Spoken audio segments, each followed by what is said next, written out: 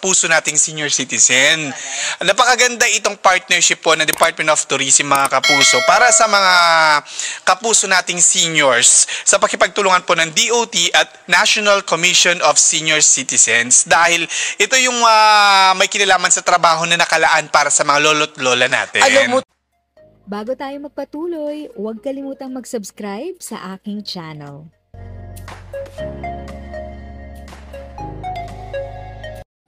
Thank you sa pag-click ng aking video. Good day po sa lahat ng mga nanonood. Sa mga bagong viewers at napadaan lang, by the way, I'm Tita Eda. Welcome to my channel.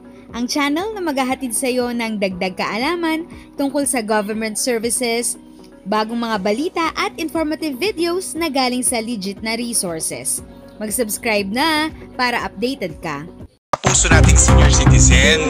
Napakaganda itong partnership po ng Department of Tourism, mga kapuso, para sa mga kapuso nating seniors sa pakipagtulungan po ng DOT at National Commission of Senior Citizens, dahil ito yung may kinalaman sa trabaho na nakalaan para sa mga lolo't lola natin. Alam mo, Toots, maganda yan. Kasi ito sa Pilipinas, ewan ko, sa ibang bansa kasi, for example, South Korea at Japan, makikita mo talaga yung matatanda doon, yung mga senior, may trabaho. Kung hindi taxi driver, nadun sila sa mall, o kaya sa mga restaurant. Yes, diba, Toots? Yung hindi ganun kapersado, no? Yung, pero binibigyan ng pagkakataon na makapagtrabaho. Kasi may pangangailangan na din sila, Toots, di ba, pag nagretiro, pag nagretiro ka, ano nang gagawin mo, di ba? Alangan naman tumuhanga ka. Tapos yung mga pangunahing pangangailangan mo, paano na? Paano kung ikaw yung matanda na nagretiro na wala kang retirement pay? Yan ang diba? ating At saka mga kapuso, no, may mga kapuso natin talaga na lolo't lola na hindi sanay sila na nakakuyakoy lang, na nasa tumba-tumba. Yun yung mga diba? Nasanay magtrabaho. So, gusto nila nagtatrabaho pa natin kasi mas feeling nila weak sila kapag hindi nagbabanat ng buto. At saka parang yung barang bang sa haba ng panahon na nagtatrabaho ka, biglang biglang titigil. So, yun nga yung sinasabi nila, parang mas mabilis daw tumatanda. Sa linya po natin ngayon, mga kapuso, si Dr. Mary Jean Loreche, ang chairperson po and CEO ng National Commission of Senior Citizens. Doc, good morning! Good morning! Magandang umaga po, Doc! Yes. Magandang umaga po. Magandang umaga. Magandang umaga sa ating mga senior citizen. Maraming nakikinig na senior sa atin ngayon. Nanonood sa Facebook Live natin. Yes, maraming mga listener ang DZBB na mga senior too. Correct. Kaya napakaganda itong good news natin. Pabalitaan mo nga kami, Doc, itong partnership nyo sa DOT na para sa mga lolo't lola natin. Yes, nagkaroon tayo ng Memorandum of Agreement with the Department of Tourism sa kadahilanan na, alam mo, 10 buwan na namin pinag-uusapan yan, no? Kung paano mapalawig yung opportunity na ang ating mga kababayan na nakatatanda ay mabigyan ng opportunity for livelihood. At nakita natin, ang pinakamagaan sa lahat at pupwede sa kanila would be the tourism sector. So yan po yung aming pinag-usapan ni Secretary Frasco. Maari po ba naming malaman kung ano yung nilalaman po ng MOU nyo between Department of Tourism na Doc?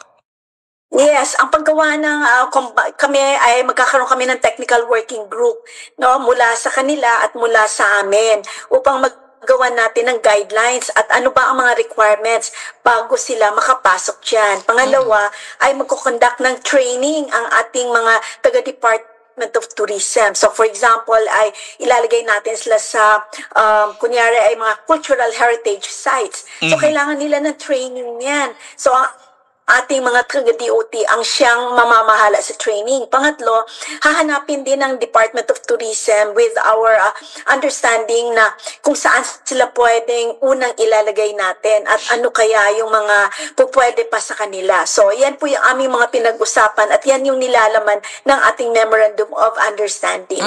So, sa ngayon po, Dr. Loreche, may initial na ba na mga talakayan o diskusyon? Ano yung mga posibleng trabaho? Yes. Una sa lahat, immediately after nung ating Memorandum of Agreement, we went to work immediately kami ng Department of Tourism. Ganun din kasi ka-excited sila na ma-partner natin, no? So meron na tayong, may meeting na yung ating technical working group ngayong week na ito. So mauuna yun kasi kailangan ilahad natin yon. Pangalawa, magkakaroon tayo ng needs assessment dun sa ibaba at sa mga regional offices. Ano yung mga capacities? Kasi one may not work for the other. Ibig sabihin, like sa Cebu, no? Very rich ang tourism natin dyan. Correct. Baka Opo. pwede sila doon as tour guides, pwede sila doon sa cultural heritage sites. So, meron din kagabi, may kausap ako na business sector naman, na baka pwede nating matap din ang hotels and resorts, no? Baka po pwede din sila doon sa ating hotels and resorts na industry.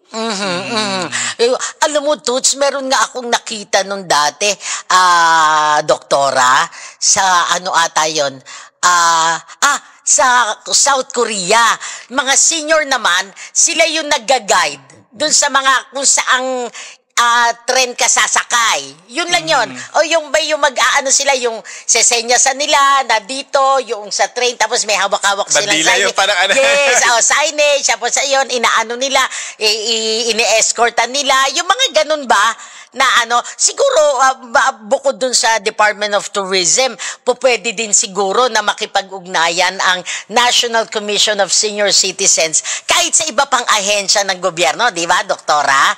Yung makakita man lang tayo na kahit maliit mang porsyento, di ba? Kahit maliit lang, okay lang yun, di ba? Basta't mapasok natin. Kasi yung mga ganyan ito, to be honest, yung sa katotohanan lang, doktora at saka Toots, wala namang kukuwang college graduate yung ganun trabaho na yung halimbawa yung magiging guide ka doon sa mga yung public transportation na hahawakan mo, gagaidan mo yung mga yung mga mananakay na dito po, di ba? Yung mga ganun ba, doktora? Totoo yan, actually. Isa yan sa ating tinitingnan. Hindi naman nagtapos sa DOT yung ating pakikipag-ugnayan. Meron tayong ugnayan sa TESDA naman kay Secretary Benitez sa kadahilanan na gusto din nating bigyan ng opportunity, matrain sila kung ano yung kanilang interest sa ibaba. For example, kahapon po nandun ako sa Ubay, Bohol. Nakita ko po yung isang senior citizen natin, 75 years old, no? Ang trabaho niya, kasi alam natin na ang Bohol is the dairy capital of the Philippines, no? For Region 7. So tayo ay pumunta doon sa isang lugar kung saan isang 75-year-old male na very healthy pa, nagmi-milk siya ng Carabao para doon kanyang product niya ay pwedeng ibenta doon sa ating dairy industry naman. So, yung mga ganyang bagay, so pwede natin yan iugnay sa Department of Agriculture, kasama din natin ang TESDA para bigyan sila ng karampatan na training para dito. Yung livelihood na pangangailangan ng ating mga seniors din, di ba? Tanong ko lang din, Toots, doktora, bago yung pumunta pa tayo. Sa ngayon po ba, ilan po yung naka-record na mga senior citizen sa Pilipinas? Meron tayo Nor na 12 million, no? Yan po yung ating record na nakatala sa atin base sa PSA. Subalit doon sa ating online registration na ginagawa ng komisyon, meron na tayong registered na mga 8.3 million. Ang DICT dahil may partnership tayo sa kanila, dahil gusto natin na palawigin pa ito at magkaroon tayo ng isang ID lang talaga kasama ang seniors, meron na silang nakatala na 9.5 million. So we are really looking at around 10 to 12 million senior citizens all over the country. Malaki-laking bilang. So pwede sila sa mga mami, yung mga light lang na trabaho. For example, magre-repack lang naman ng mga beauty products, ganyan. Doon nagbora ako doon sa hotel na inistayan ko, yung housekeeping nila senior. Natutuwa ako pag nakikita ko nakakatuwa, totoo, Toots, yung kahit pa paano, yung iba, no, dito sa Pilipinas na, nagbubukas na sila para sa mga senior. Kasi yun nga yung sinasabi ko, di ba, doktora? Kasi katulad sa Pilipinas, medyo bata-bata ang retiring age, di ba? Sa pribado, 60, Sa gobyerno, 65. Abay, malakas-lakas pa yan. O, di ba? Kaya lang kasi, yung, kumbaga, ang punto lang doon ng mga senior, kaya gusto din nila magtrabaho, Toots, ayaw din nilang maging pabigat. No? Ayaw nila maging pabigat sa gobyerno, ayaw Sa nila pamilya maging nila. pabigat sa kanilang mga anak o sa kanilang mga kamag-anak. So, hanggat maaari gusto niyan maging self-sustaining ba? Di ba, doktora, no? Di ba? Ganun sila eh. Lalo na yung mga senior na talagang naranasan na magtrabaho. Di ba, Totoo doktora? yan, kung titingnan natin. Totoo po yan, gusto natin silang magkaroon ng independence at saka yung dignified yung kanilang pag-akyat ng edad nila. Ang totoo din yan, no, na ang new normal ngayon, hindi 60, 70 ang new normal. Kagaya ko, I'm 63, going 64. So, batang-bata pa yan. Correct! Batang-bata pa, doktora. Mukha ka kang 50, oh, di ba? Nakikita namin sa Facebook Live, mukha kang 50 lang. Thank you. Diba? Yung mga ganon. Totoo naman yun eh. Kasi magugulat ka na lang, ay, 60 ka na ba? Pero totoo naman, diba? Pero Doc, may ugnayan na po ba tayo pag-uusap sa mga private sector na bukas din sila sa pagtanggap ng mga seniors natin sa usapin po ng job opportunities? Totoo yan. Nakikipag-usap tayo kagabi, no? Meron akong kausap na mga very very prominent na negosyante dito sa Cebu kagabi. And magkakaroon kami ng meeting with Chambers of Commerce dito sa July, no? Para pag-usapan namin yan at matingnan natin na maging open sila to hire a certain percentage of their workforce na senior citizens.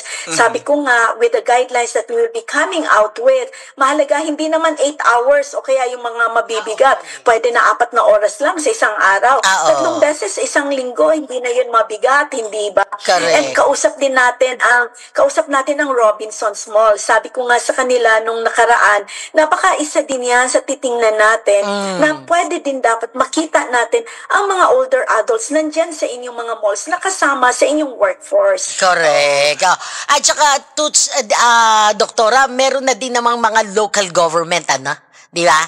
Na nag-o-open na din dun sa mga commercial establishments sa kanilang mga lugar. Talagang inuobliga nila kahit papano na kumuha kahit isa na senior citizen na manggagawa. Ang aming usapan sa DOLE, nagkipag-usap na tayo kay DOLE niyan. At saka alam natin na may batas na palabas on equal job opportunities for senior citizens. So kasama dyan, sabi ko nga kagabi, meron niyang mga tax incentives for the business sectors that will hire senior citizens. Pangalawa ay titingnan din natin kung paano natin palawigin ito. We'll start small, eventually grow big. Ang gusto naman talaga natin, hindi lang livelihood opportunity nila, kundi magkaroon ng intergenerational connectivity. So, kunyari, 100 yung trabahante mo, meron ikaw 5 dyan na nakatatanda. It will now connect the young to the old, and the young can learn from the experience and expertise and the values of the older adult. Correct. So, yung mga ganyan ang ating gustong magawa dito sa Pilipinas ngayon. Oo. Paano yun, Mami? For example, Doc, no? Bigyan mo nga kami idea. Pag na-hire sila, regular din po ba sila? Pag regular sila, alam natin yung mga iba, tapos na sila sa SSS, ganyan. Magko-contribute pa rin sila?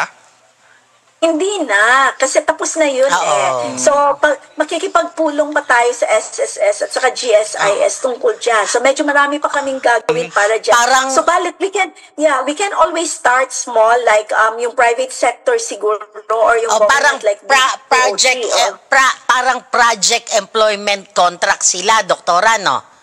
Parang yes, ganon. project-based tayo. Yes, para may opportunity. Kasi hindi din naman sila correct. Hindi din kasi sila Toots mag-full 5 days a week. Hindi din sila mag-full 8 hours, doktora. So, kumbaga, project employment contract yan, papasok. Yes. Kasi kunyari, when we look at the hotels and resorts, for example, housekeeping or bed keeping, gusto natin sila doon. Ano lang ba naman ang 4 na oras sa isang araw o kaya naman 3 beses sa isang linggo, di ba? Sa isang grupo. And then the following naman na ibang batch naman, ganun din, no? Totoo. So we don't really need na pahirapan natin sila. We want them to find joy in whatever they're going to do and yet make money out of it also to support themselves. Tsaka meron silang panggastos. At saka, basta basta magaan lang, huwag yung pagbubuhatin sila. Kasi nakikita natin, for example, ano ba naman yung mag-ayos lang ng linen. Ang kit-kit kaya nila that kasi mas ano yung matatanda no? Mas yung OC sila kaya. yun, mas mabusisi Correct. di ba? Di ba, doktora? Hindi po pwede dyan yung may lukot-lukot. Naku, gusto mo ng yanto. May touch ng ina, ika nga sa katatay, di ba? Ganun. Naalala ko na ng lola ko pag ako nag-ano ng bedsheet. May yanto ka pagka may lukot-lukot. Yard. At saka, siguro Toots at saka Nori, no? Kung titingnan natin, paano kaya kung sila ay nilagay natin sa cultural heritage sites, ang dami nilang kaalaman sa history, diba? Maganda din yan. Napakagaling nila dong magkwento siguro, at saka yung ating mga turista, matutuwa din naman, no? Nabibigyan sila ng mga ganyan na ang gagaling nilang magbigay ng history ng isang lugar. Iba pa naman magkwento mga lolo't lola, may mga hand gesture pa sila. Tawa ako pag nagkwento yung mga nanay at tatay ko Di ba? Kumbaga. Emotion. Yes, nado na kanilang emosyon. Akala mo sparkle artist sila kung nagkwento sila, mami. Pati action, inaano nila. Di ba?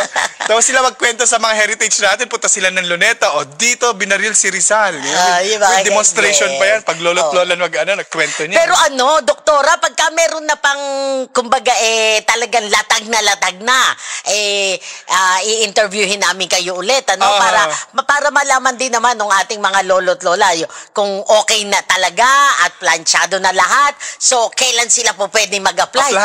Saan sila pwede mag-apply? Sino-sino na yung mga pumartner sa kanila private sector? Para i-post natin sa Facebook natin. Natin, magkaroon tayo ng guidelines. So, yun na lang hinintay natin. Yan yung mahalaga ng ating technical working group para mailatag natin yung guidelines, requirements, at paano sila mag-apply, saan sila pwedeng dumulog. We will try to pilot that. Ang napag-usapan namin ni Secretary Frasco, i-pilot natin sa Cebu and then sa NCR. Yeah. So, tingnan natin. At pag nakita na natin yan, malalaman natin kung ano pa mga dapat pwedeng gawin. Ayan, sige. Pakagandang balita yan. Doktora, pag kami update kayo, bukas po ang aming himpilan para sa ating mga lolo't lola na naghihintay.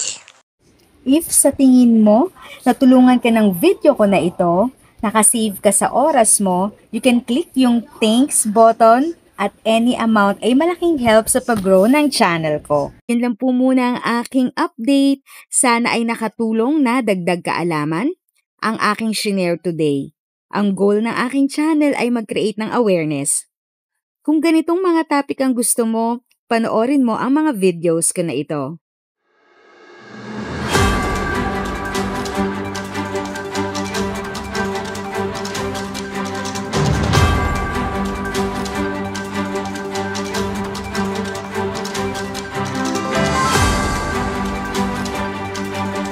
Thanks for watching! Kung may kapamilya, kaibigan o kakilala sa tingin mo ay magiging interesado sa video, please share or tag sila sa comment section.